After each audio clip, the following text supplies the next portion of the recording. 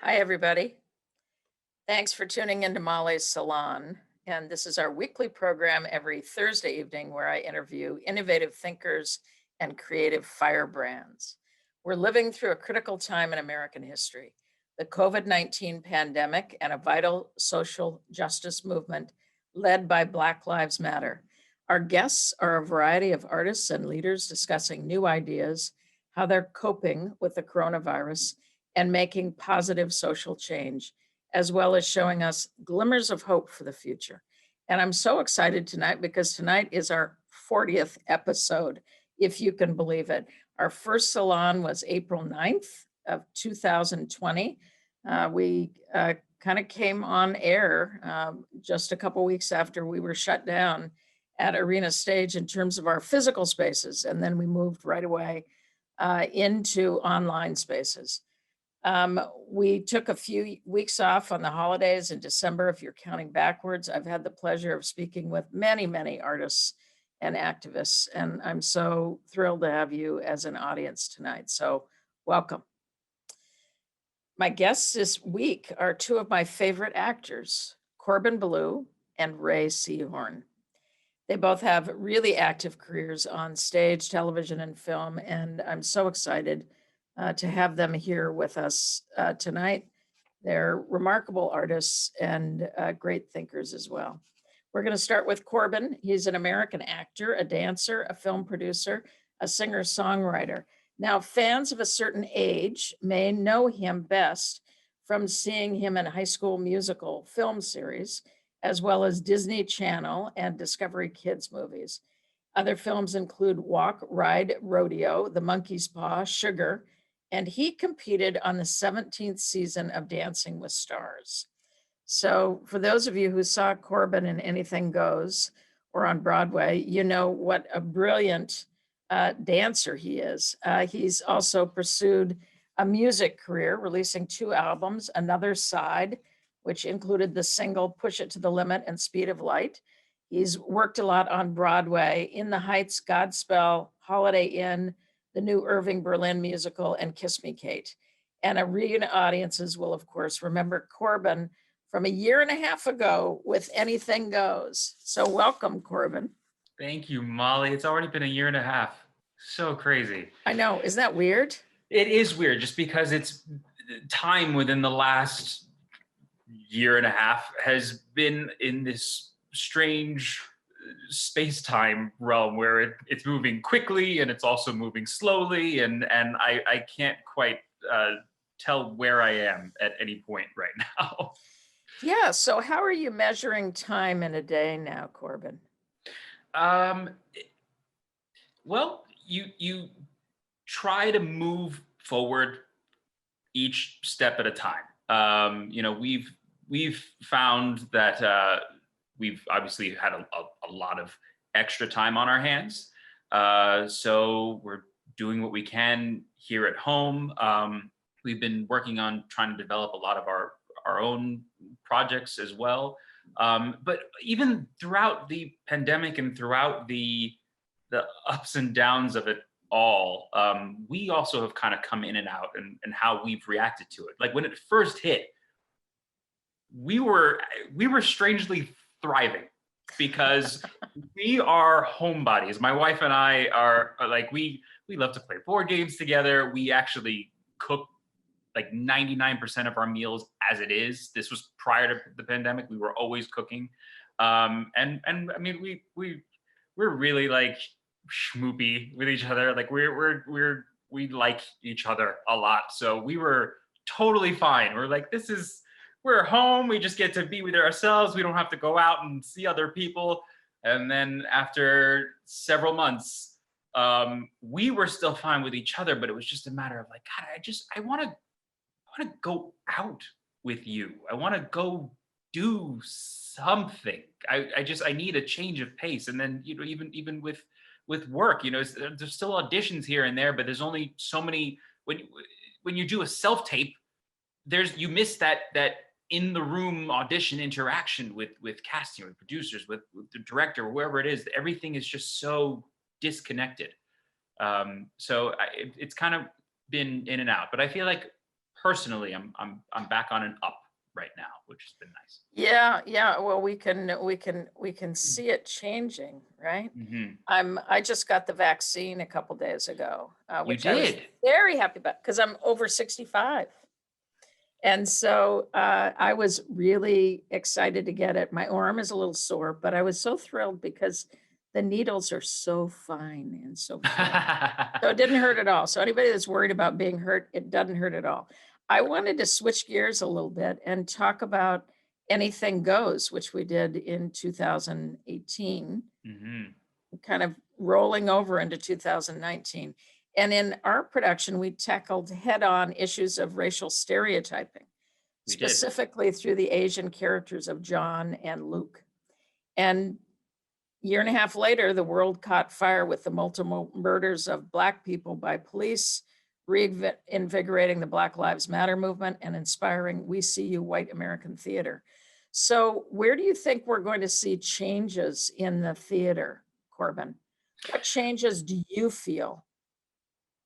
Well, I will say working on Anything Goes with you was just a reminder and an eye opener how much theater is able to evoke change. And no matter how small or big, I mean, the changes that we had made, that you had made within that production, actually ended up being incorporated into the book of what Anything Goes now is. Mhm. Um, and that's to be said with so many projects, especially from, look at projects from the 20s, the 30s, and the 40s, that you have different projects that had blackface, that had different, the actual dialogue that was being said was just beyond insensitive, and in a way that we know better now.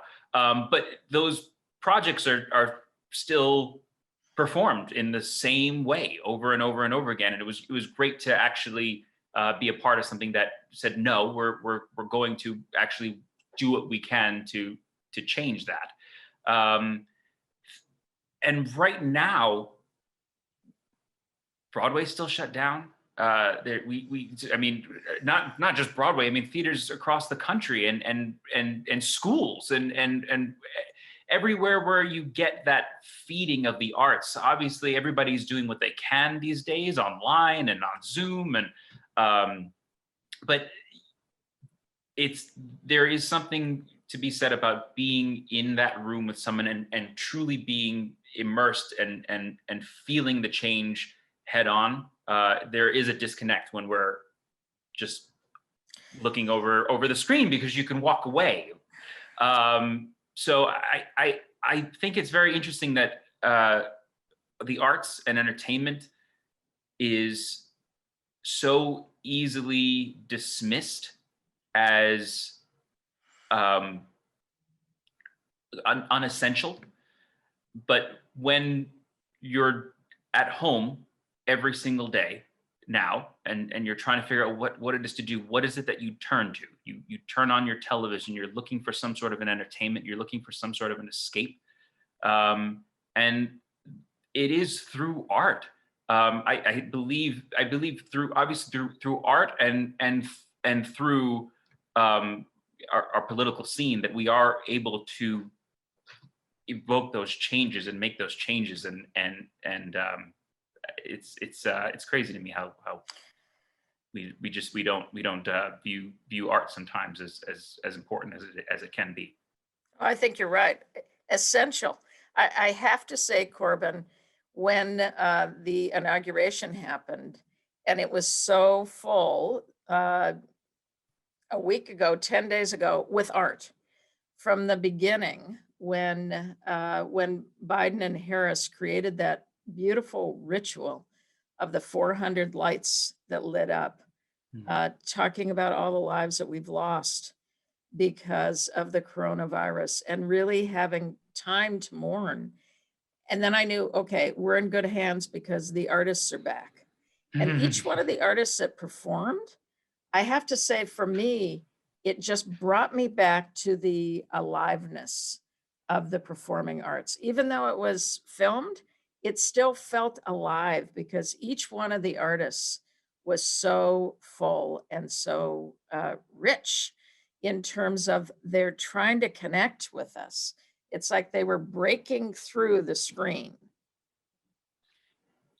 It's cyclical. I mean, you know that happens, and that makes you want to go out and do something else to go evoke some more change. And you know it just it continues to feed each other. But I have felt like the past year, as much as you try to draw inspiration and you try to find ways to be creative, it's easy to just become stagnant because there's that inspiration is not there. Yeah. And a lot of it is just because we're not experiencing life. We're not going outside. We're not seeing people. We're, you know, that human interaction. All of the art imitates life, and so if you're not actually getting a chance to experience life, it's you know, it's reflected in the art. So, because you're such a brilliant dancer as well as a fantastic actor and singer, how do you continue to keep your physical ability up? Are you dancing every day? Are you tapping? Are you what are you doing? Or are Well, you first of just all, saying, "Oh, thank wait." you. Thank Yes. you. And I have been. So same thing, like I said before, like when it first hit, both of us were going, you know, we're gonna come out of this quarantine, and we're gonna look like Hard Bodies USA, and we're gonna be and then it just everything went on a nosedive. And I was just eating like shit, and I was just like, I can't do anything. I don't want to do it. And I'm back on that path again now. And I feel like a lot of it is I have sort of obviously we've seen a lot of turmoil within these past several months, but I'm feeling those glimmers of hope. And I think part of that has also kind of inspired me to get my own creative juices flowing again, and just get back on track. So I have been. I haven't been. I'm home, so the dance space, the room to dance how I normally do is not the same. But every day I at least do my dance warm ups and my stretches, and I try to tap again where I can.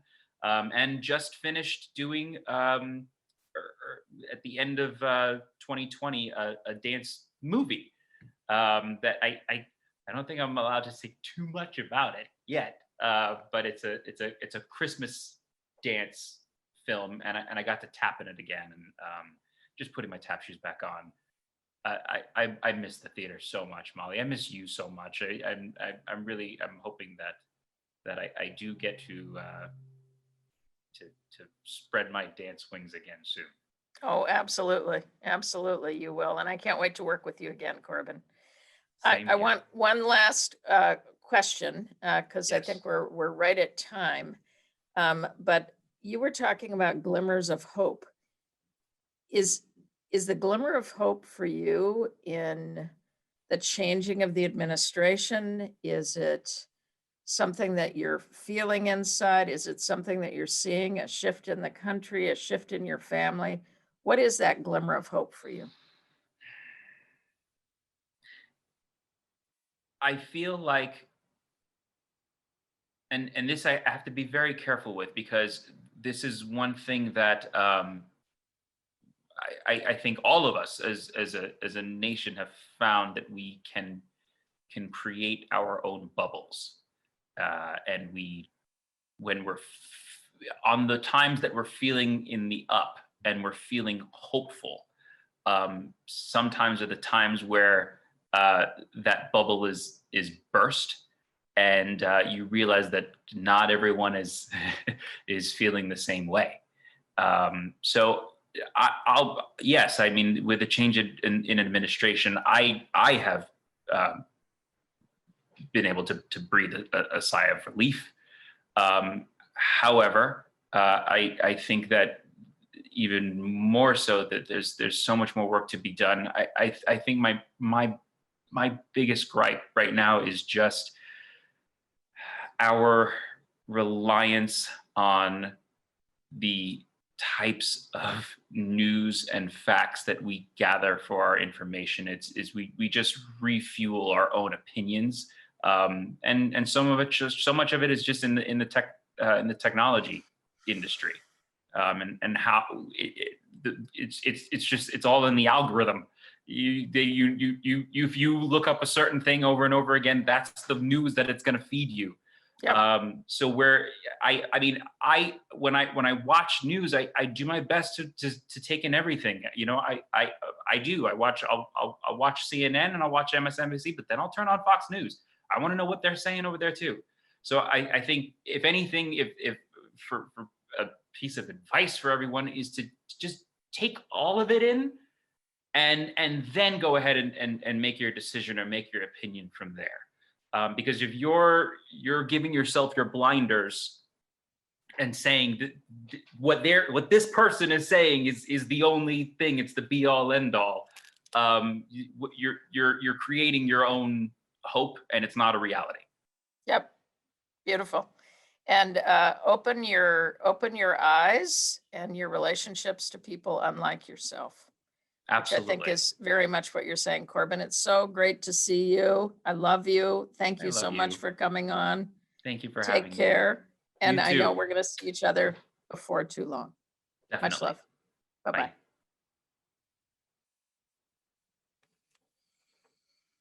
Rhea Seehorn is an American actress on stage, television, and film.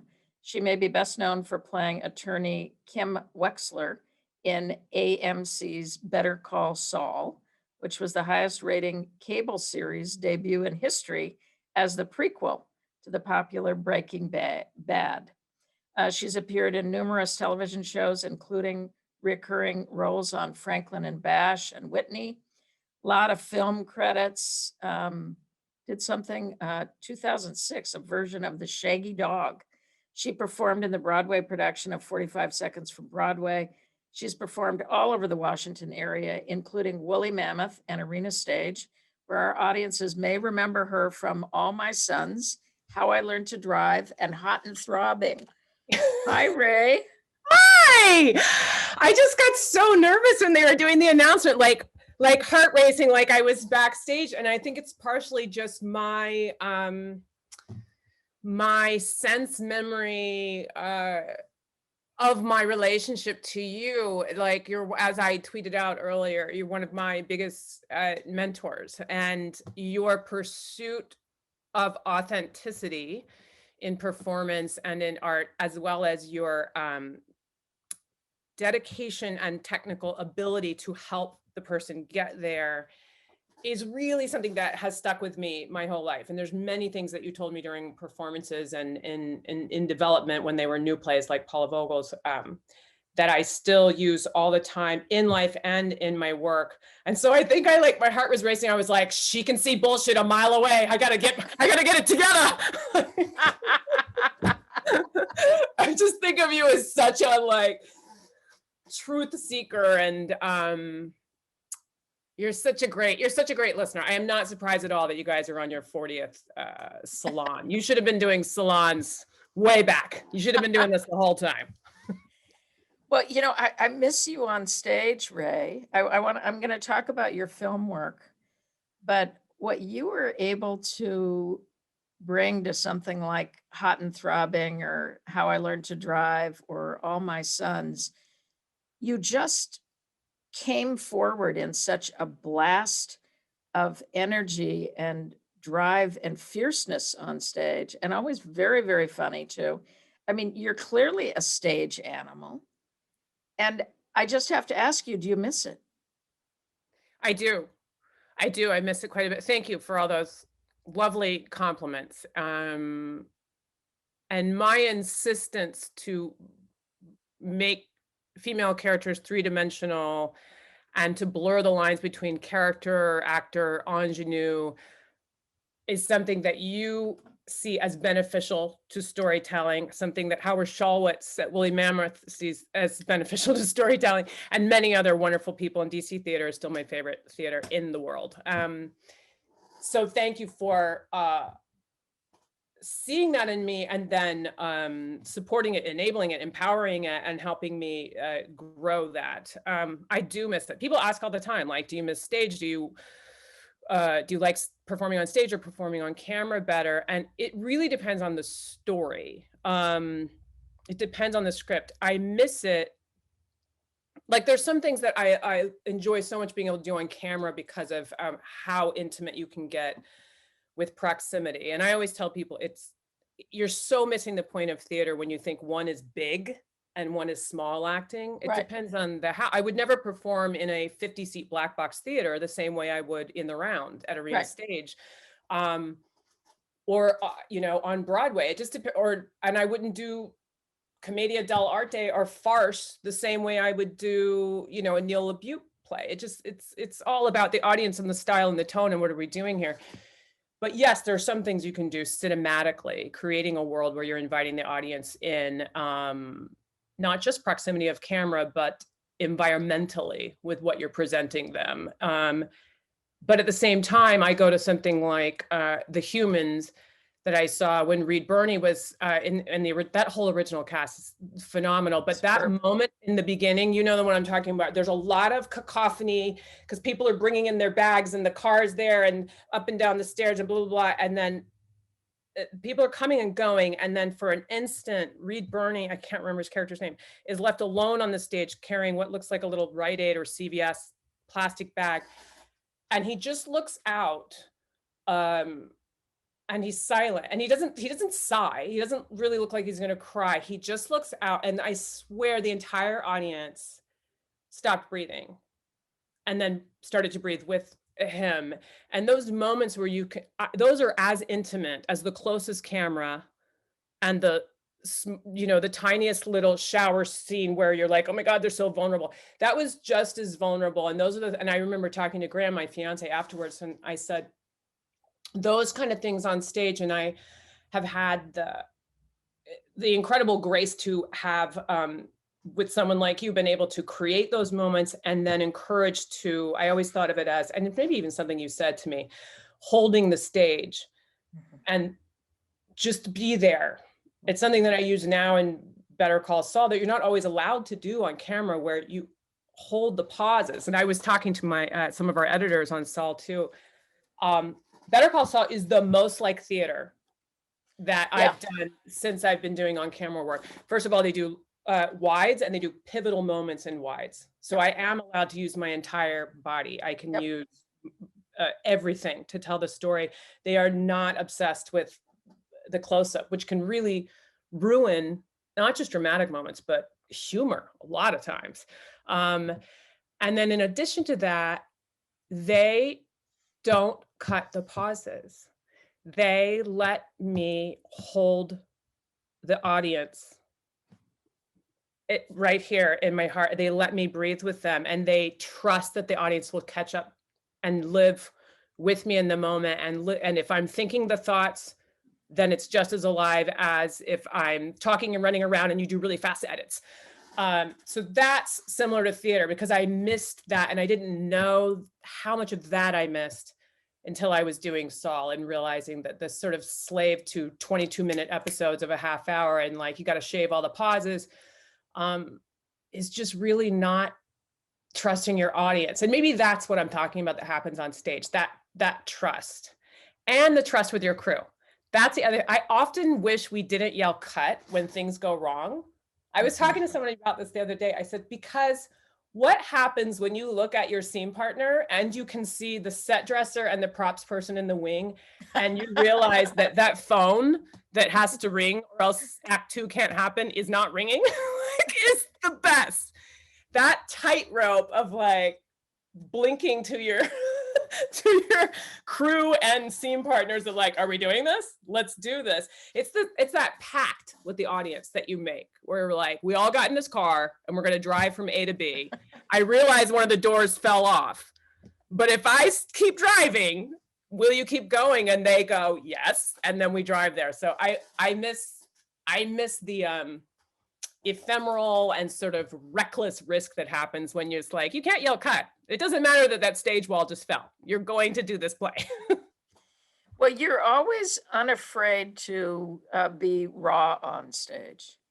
You've always been unafraid to take real risks on stage. And it's so fascinating to hear about holding the stage in film, as well as you have an ability to take very fast beat changes and still make sense of each one of the little bits, which you're doing right now, even in the middle of the conversation that we're having, which is you have a thought out here, there's a thought out here, but we're tracking you. And I think that's part of what you bring to the work, which is it's an aliveness of the brain, Ray. And whether you're on stage or whether you're on film, that's all there.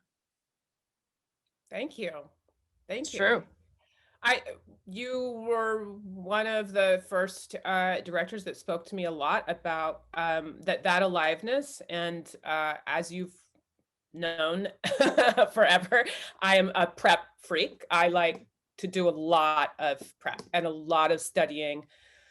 But part of that is because I do believe that people can see that aliveness even between dialogue, and sometimes in opposition to the dialogue you're saying. And I love that about real human beings, and I love the texture that happens if you, have added this subtext and even like secretive given circumstances for your character that this is the pair of shoes that was their best friends that they're jealous of or whatever, like just like adding these secrets and these layers. And thank you for saying that. I do believe that you can be alive in all those moments, and that the audience does get that texture. And it can be harder to do that on camera sometimes, I think. On stage, I'm aware of the 2 hours you're going to live with me, or as long as I'm on the stage, for whatever period I am in that scene. On camera, they may be cutting to someone else. Now, I stay alive in the scene anyway, but you are giving up a certain amount of that that relationship with the audience, to know that they see you quietly trying to disappear in the corner while this other thing is happening, versus an editor or a camera move choosing those things. And that's another reason, not just to sing the praises of Better Call Saul. And I've been on so many, I'm very grateful. I've been on so many shows that were wonderful, with incredible writing and really great directors. Andy Ackerman on Whitney used to I thought this was such great advice. He's a comedy genius, originally coming from, I think he was an editor first on Cheers, and then he got to direct an episode and then moved from there, did all of Seinfeld, and he's amazing. And he said to me once, he said, you like to play the laugh off the line very often. And I said, yes, I do. And I said, particularly if the joke you could see coming, because they'll get that laugh. If you see a punchline, a setup and a punchline, you'll get it. I said, but I like the joke that's because the audience is getting to know the character, where it's just like, what? Why? It's very specific to just them. And they start to have this fabric of that character, like in Mary Tyler Moore, like Betty White's joke could never be Ed Asner's joke, could never be Mary Tyler Moore's joke. Right. And then by the end of that show, you're laughing when Ed Asner walks into the room, just because you know what's going on. That's right. And I like that. And Andy said, he goes, I love it. Make sure your director and your editor knows what you're doing, because otherwise it will get cut. Because I'm doing the joke off the line and they will frame just the line. I don't know why I brought that up. It was very interesting to me. Oh, because stage. I control my timing on stage. That's right. Someone else controls my timing when I'm on camera, which was very hard for me sometimes. I'll bet it was. I'll bet it was. And Ray, I see we're already almost out of time. Oh, sorry. But no, it's been fantastic. I'm just interested in where you're seeing glimmers of hope. Tell us where you're seeing hope. I was thinking the other day that I am a fan of having a new administration, and I know not everyone is, and I do understand that some people felt like great loss from not having their candidate win. But I do feel like I keep hoping that, first of all, I think we've hit bottom on a couple of things, but I'm so scared to say that because I've said it before, and then Monday comes and there's a new bottom. And I was like, oh, we're going darker. Okay.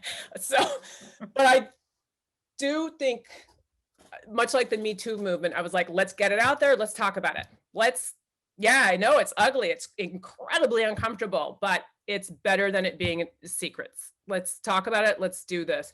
So there's that. But additionally, I keep thinking about triangling and the basic psychological setup of having a common enemy. And I do feel like an administration that wants to put fighting COVID out there and say, like, let's talk about facts and it's going to be really hard and here's what we're going to have to do. I just keep hoping. I was just thinking yesterday, I was like, well, wouldn't that be lovely if, just like wartime and stuff that I heard you say the other day, like FDR and LBJ and coming out of a depression, like if we could unite against something that is hurting all of us, then maybe we could bond together and start to see humanity in a lot of different areas. I have work to do about seeing humanity in some people that I cannot wrap my head around their ideologies. And there's some lines I won't cross, where I just think, all people should be treated equal, and some things that for me are just, they're not gray, they are black and white. But I do think that, like, I do have hope that there is a way forward for us to start to have some difficult conversations, and then also have some compassion for people that don't see things the same way, or people who are, and I agree with Corbin too. I am very happy that there seems to finally be some reckoning conversations about disinformation and the damage, the very real damage that comes from it. I pray that we can get back to having empirical facts. It's just kind of mind-blowing that things are all considered opinions. But yeah, it's weird to say my glimmer of hope is fighting COVID virus.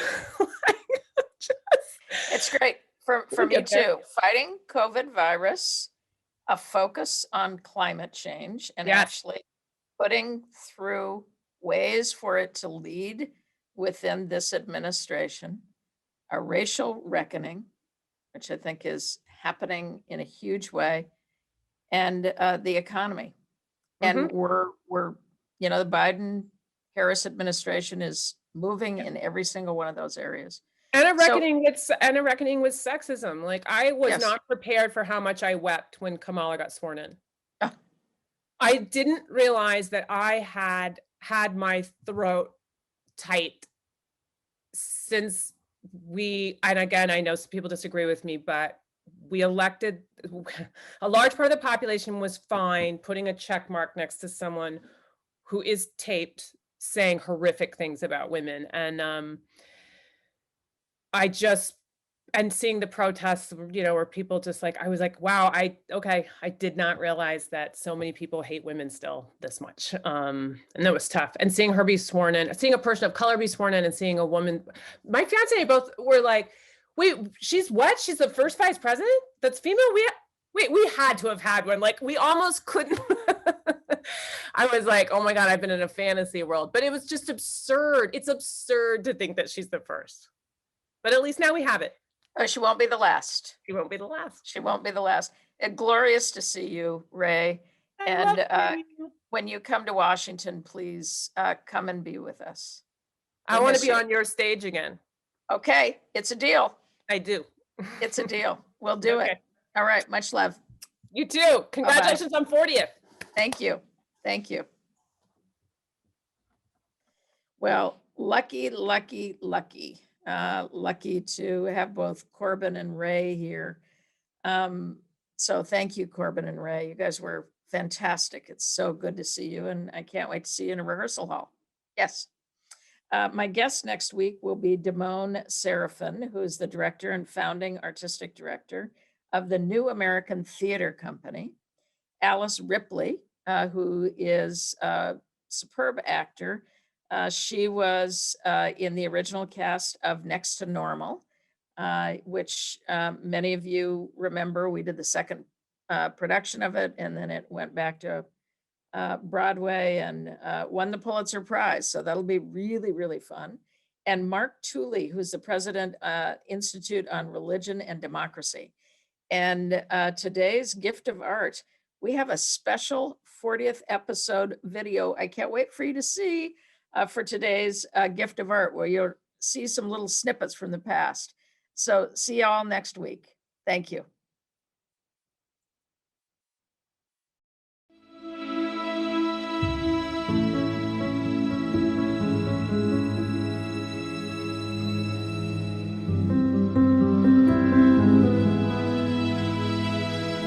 Hey everybody, thanks for tuning in to Molly's Salon. We're going to be doing this every week. Not sure if we're going to have any glitches, but if we do have glitches, I bet it'll be fun. When we're back in rooms, dancing and creating together, it's going to be emotional. All of us have our caretaker instinct that's really kicking in. I think we can turn into a kinder, more compassionate society. Hi everybody, so good to see you from Cairo. Hi, my friend. You know, one of the nice things about being in a marriage is you get to go away and see other people and then come home and yay, there's my partner. There's nowhere to go. While you talk about that, I'm going to turn off the oven. This is live TV, folks. Good evening, everybody. People have gone internal so that it's become a really thoughtful time. There's so many things that we're missing about what we do as theater artists right now, but there's also, I think, a lot we can learn. I'm very curious about where you're finding joy these days. Activists, artists, public policy people that come out whenever we have crisis, whether it's in the streets of Ferguson or now the protests that are going on. We're living through a critical time in American history.